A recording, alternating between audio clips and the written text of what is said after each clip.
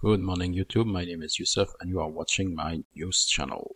Looking at the solar disk, we see one departing sunspot in the southern western limb and the potential formation of two sunspots, one in this region, one in that region. But we will have to wait and see if they actually develop into sunspots or not. If they fail to do so, we will yet again have a blank solar disk. So basically, there will be virtually no activity, no solar activity whatsoever. There is, however, a coronal hole from which solar wind could reach us on the 13th of March, and this is on a Saturday, I believe.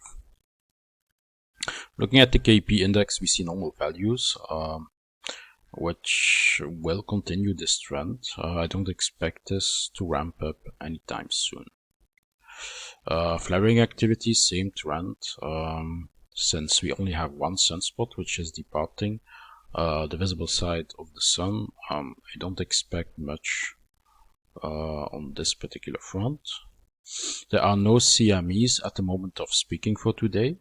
Looking at the Schumann resonance, we see briefly a spike, and this is actually important because the Schumann resonance affects the human body. It operates at the same frequency, especially the human brain has the exact same frequencies as the Schumann resonance, and so it might affect the mood or even physical health to some extent.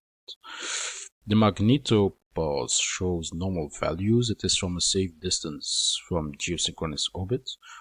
This is slightly energized because of the ongoing solar wind stream, and the magnetosphere holds the wind stream just like it should be.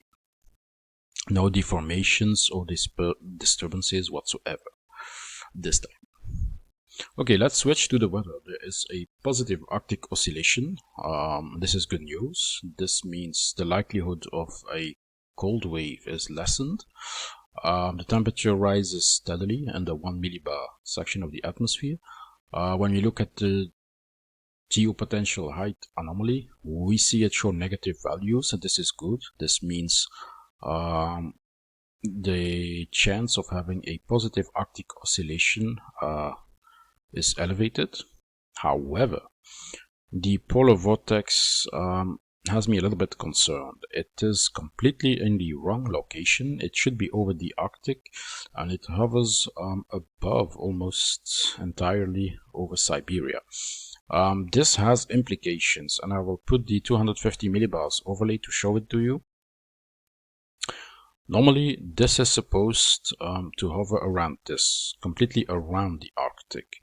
But because the polar vortex is located here, the jet stream has a tendency to follow it. And this means we will have a stream coming from the Gulf Stream, bringing warm, moist air to western parts of Europe, while at the same time we will have an inflow of the total opposite air mass, cold dry air coming from the Arctic, and where these two meet each other, there will be extreme weather events.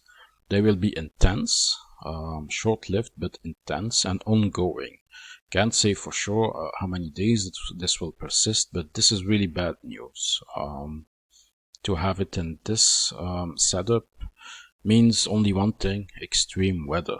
And I wonder if the polar vortex will ever regain its original position, its original location, because it had a tendency to actually stay over Siberia since the beginning of the winter.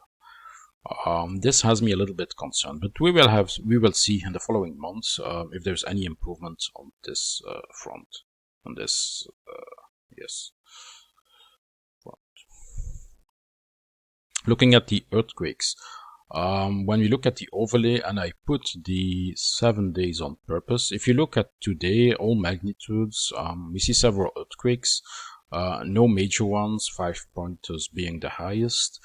But what got me concerned when I put the 7-day overlay is that there is a lot of earthquake activity, but none over here that actually is over the 4.5 mark. This means there is pressure building up.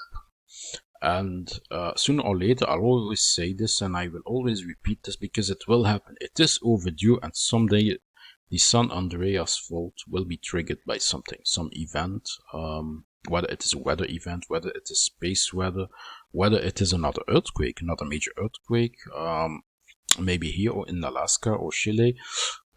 Something will trigger this fault. This will be a massive earthquake. So if you live in California or in this region, have an earthquake plan. Prepare yourself, because someday it will happen, and it is better to be prepared than to be sorry, I think. So, as usual, if you like this video, hit the like button, but most of all, don't forget to subscribe to my channel, because otherwise you will miss any future content, and this would be a shame. So it is that little red box where it says subscribe. Don't be afraid to click on it. So, this brings me to the quote of the day. Okay, let's take a look at the quotes, philosophical quotes, and I do believe today it is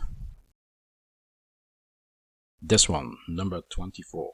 Hope for the best, prepare for the worst.